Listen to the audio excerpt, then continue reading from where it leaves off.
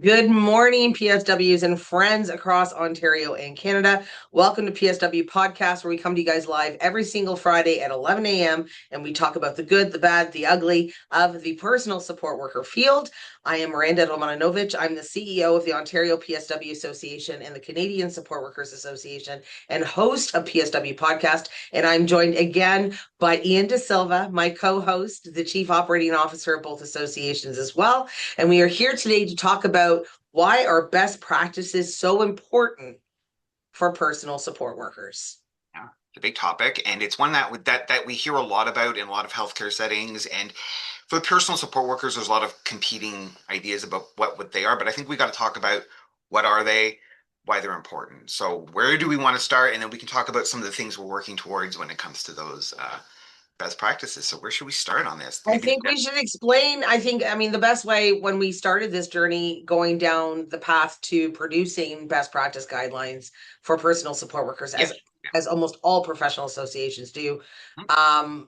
It was the way you explained to me. How I was explained it. How you explained it to me, how they had explained it to you. It was perfect. So let's explain what a best practice guideline is. Sure. In simplest terms, best practice guidelines are simply what you should do in a given situation, in whatever situation you're in. We all follow best practice guidelines. When I was taught this from a very long time ago, it was explained, we all follow best practices every day. When you see a red light at a stop sign, the best practice is to stop. When the light goes green, the best practice is to go once it's safe. It's a very elementary definition of what a best practice is, but it defines and it helps direct behavior for everyone's protection. That's the whole point of it. So that's it in a real basic nutshell. I know best practice experts are going to will be losing their mind about my definition, but for the benefit of this conversation, a best practice it's a behavior thing to what you should do in a situation. And we just did one with nucleus. So what was that one about? And as an example, that was community care. So that was a best practice in community care. So it talked about, how to, properly perform care in the community as a direct support worker or personal support worker. And Nucleus Independent Living was definitely the one who took lead on that best practice guideline. And it was client mobilization, wasn't it? It was. Yeah. Yeah. And so, and hopefully I know that more than a few employers have taken this best practice up and they're utilizing it in their own organizations and their companies. And that's really, really good, because a best practice not only protects the people you care for, it also protects the personal support worker, because it says, how to perform something properly. What steps do you need to do in order to, not get hurt, et cetera, et cetera. I know now we're working on a best practice guideline for medications. Just starting. Yes, we are starting that. Yes, very embryonic, but we're on our way.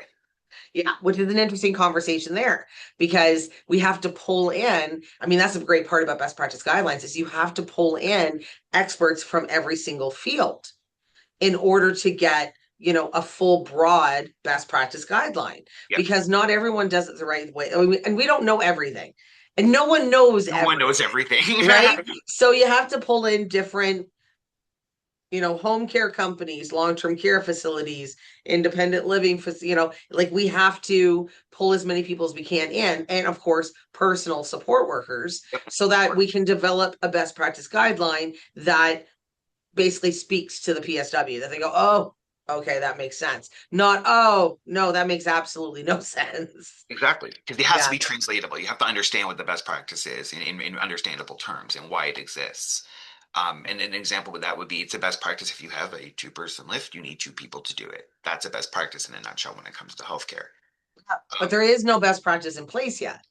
Whereas that's where we're going to be coming in. And so just to back this bus up a little bit, with regulation comes best practices. Yes. And so, like, you look at the CNO, the College of Nurses in Ontario, like the RNAO is very well known for their best practice guidelines. Yes, they are. Absolutely. They are phenomenal at it. They've been doing it for a long time. And we've been fortunate to sit on some of their committees in relation to these best practice guidelines. And I want to thank them for that. But it's like, so now, because HESCAPOA is in place and eventually HESCAPOA will become mandatory, we need to develop best practice guidelines so that it professionalizes the profession. The Exactly. end of Yeah. the day, that's what it is. It's professionalization of the profession. Exactly. And it helps set limits of what you can and can't do. And I think that's the important part of it because I think the confusion, especially is why we need best practices for the PSW workforce, is because of the scale of delegation and the range of delegatory powers that regulator, it's not regulators, but regulated health professionals would have over that delegation, either in a community setting. What's the limit? Best practices will help set some of those terms and put limits on where the duties of a nurse end and where the PSW duties begin more clearly and help define those relationships, which is I huge. think that's really important because Absolutely. it's not just important for the work for the professionals, but it's important for the people that we care for. So Yes. that they know, a PSW does this, but a nurse does that. There's still a lot of that confusion in the healthcare field from the public in relation to what a PSW can do versus what a nurse does. Yes. Absolutely.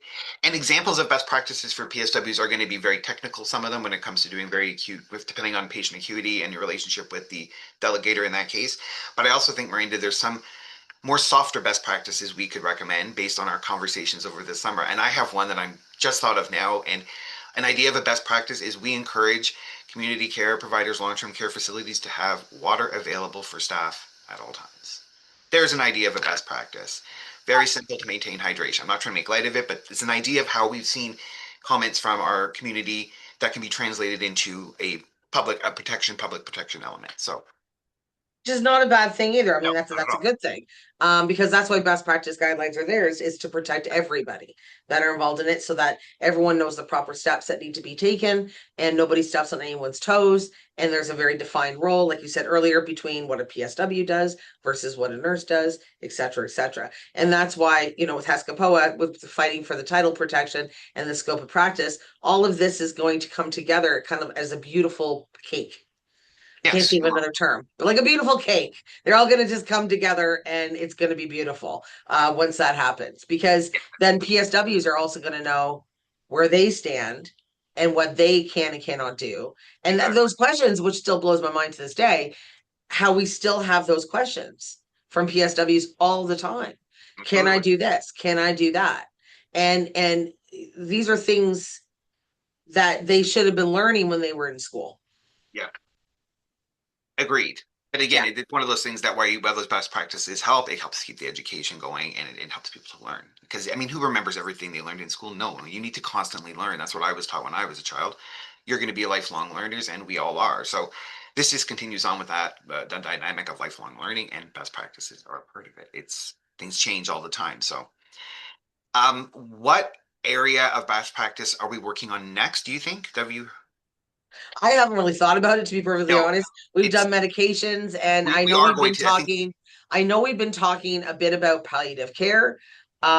We've been talking a bit about, like the Canadian Standards Association just came out with this really great new national standard on dementia care. It was called Reimagined Dementia Care, and I was honored to be a part of a panel on Wednesday where we spoke about this new standard. And what I can see us doing with our new technical committee is sitting down and taking this dementia reimagined and forming it into a best practice guideline in conjunction already with the standards in place for the dementia care in Ontario and making it better. yeah. So, yeah. So I mean it's there's a lot of places we can go from here. Yeah. Palliative care, dementia care, like But anywhere. but to that point, though, I mean, this is the thing about what we have existing. A lot of these best practices that we're going to be looking into and drafting are a lot of them already exist. We just need to establish the extension of the ones from the other professions and make sure that there's limits placed on this. So this isn't going to be some massive thing. It's really just defining and agreeing on what the PSW's role is in relation to the best practices of nurses, really, and other healthcare professionals. So a lot of the work has been done when it comes to these behaviors, for example, by palliative candidates and in the CSA. So it's going to be an interesting fit. We're kind of never been down this road, so bear with us as we move forward. We are looking to have, we are sending out some, we have parties, a technical advisory committee that's just starting to get formed now.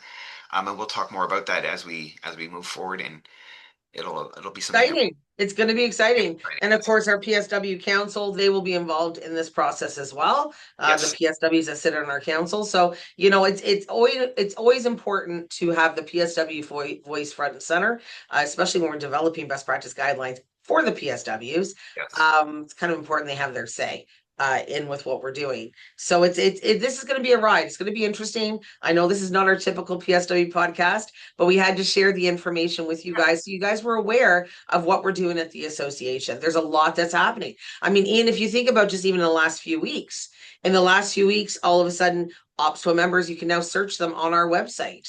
True. That's right. Public You know, facing like that's directories. a big deal, right? And we still have our private practice directory that members of the public can find private practice PSWs on, which apparently is a huge success for a lot of our private practice PSWs, which I'm glad to hear.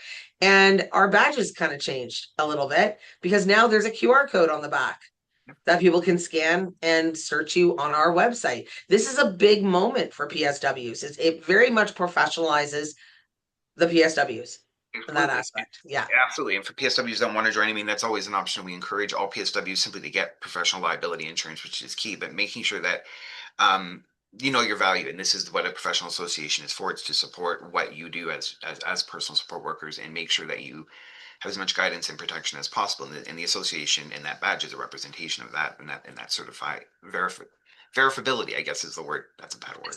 And I just want to point out too that I'm not always angry because I've seen a couple of comments Well, from people because and can I explain this though? I'm not always angry. Carly, our marketing director, is very good at finding clips in our podcasts to share, and she always happens to share these clips that I am angry in. But I'm not angry all the time. I only get angry when PSWs are being messed with, and that unfortunately seems to be a lot of the time as of so, late. well, let's talk about this. Like we're not psychologists, but you get angry in a situation when you're a professional association, and a lot of the issues that we deal with, really at the end of the day, come from an absence of best practices and standardization. There's a myriad of problems. This creates a chaotic, angry situation. So, and where we are, we hear at the emergence of all those complaints, you really hear them intensely, and they're devastating. And we have some power to help change that, but we need a community, and that's why we do these podcasts, because we need the community feedback to us what we're doing, what is your priority, what are the issues that are facing you, and they're always changing, and we know that. Constantly. And And I mean, some things don't change, but no, a they lot of don't. You're right. but priorities they go from top to bottom to middle to top to middle to you know what I mean. But I mean, it's yeah. And I mean, at the association, we do get angry, rightfully so because we care. Well, our Uh, population is angry. That's the our truth. They're population is quite frustrated. angry. Yeah, Anger comes from frustration, and frustration is when you're working for change, and it seems to be going nowhere, or at least somewhere very slowly. Which is why we're very hopeful about the regulatory structure coming into place. It will help stabilize this profession in time. Um, absolutely, but absolutely. protection. I want to mention something that was really cool that a Oh, PSW said to me the other day. She was talking about the association, and she's a proud new member of the association, and she says, "You know how I view you guys?" And I said, "How do you view us?" And she goes, "You guys stand in front of us so we don't take the brunt of all the crap that flows downhill." I hope that's true. I doubt that's for a lot of members, a lot of people out there, but for you, I'm glad. No, It's we nice to take hear. the brunt of the big stuff. Yeah, we get yelled at for things that we don't really have the What power she to. meant was government stuff, Ian. That Yes, I we're the know. ones Sorry, that I just fight on that and this and that and everything sorry. else. Yes, And we're not taking away at all from what PSWs go through, but I thought that was a really it's a interesting sweet point. Yeah, statement. it's It was a nice. very sweet point. She goes, it's kind of like the big brother and sister standing in front of all the little kids going, no, you're not going to hurt them. And sometimes we swing and we connect, and other times we swing and we miss. But It's I digress. It is such life in healthcare. Well, advocacy, for example, what we're working for is for this workforce is a constant battle, and the real battle at the end of the day is title protection, which is the everlasting battle. It is in our opinion the very core belief of why the PSWs are in such bad shape is because Yeah, your title's not protected. So you got to protect your title, PSWs. Join the association. Make sure you join HESCAPOA. These are the associations that will ensure that your title is protected, that you can register with, and you go forward. You'll have insurance and you'll have accountability, and exactly like any other regulatory health professional. So Exactly, exactly. It's very, very important because once we get the PSW title protected, that means that eventually your wages will go up, professionalization will increase, and the PSWs will have finally hit the peak of the mountain Exactly. at that point. So we're super close to that. And that's why we're saying join the association, join Hescapoa, because this fight is for all of us. It's not for just the associations, or it's not even for us at all. It's for you guys, and so that you guys can get what you deserve. And so yeah, so best practice guidelines, it's exciting, it's new, it's boring, really, frankly, because we're not talking about anything real bad. But it's Oh, important. It's important because best practice guidelines professionalizes the profession. And I, for one, as a PSW 20 years, am absolutely excited to see what the future is going to hold for PSWs. I think it looks pretty bright right now. It's going to be a battle. There's going to be some bloodshed, I'm sure, still along the way, but we're going to make it in the end. So stay tuned to us for information on our best practice guidelines. We will be announcing our technical committee probably within the next month or so you guys can see who sits on it. Remember, we're always looking for members of our PSW Council. So if you want to join our PSW Council, you must be an OPSWA member in good standing. You're welcome to send us your resume to info@opswa.com. All contact information is here on our Facebook page or on our TikTok profile. So make sure to click the link and you'll find all the information there as well. We'll be back again. Anything left to say yet? no, I'm good. I think we've covered it. I think we did 15 minutes on BPGs. I think we're good. Yeah. All right, guys. This is a shorter one for this Friday, but thanks so much, you guys, for coming out and joining us on yet another PSW podcast. We'll be back again next Friday. I don't know what's what. Who knows what's going to come down the pipeline, but we're really hoping that it's going to be something good because chances are it's going to be. But I hope you guys all have a wonderful weekend, working or not. Enjoy the sun. We'll be back again on Monday on TikTok. Thanks so much, everyone. And with that, we're going to say, Opswa out.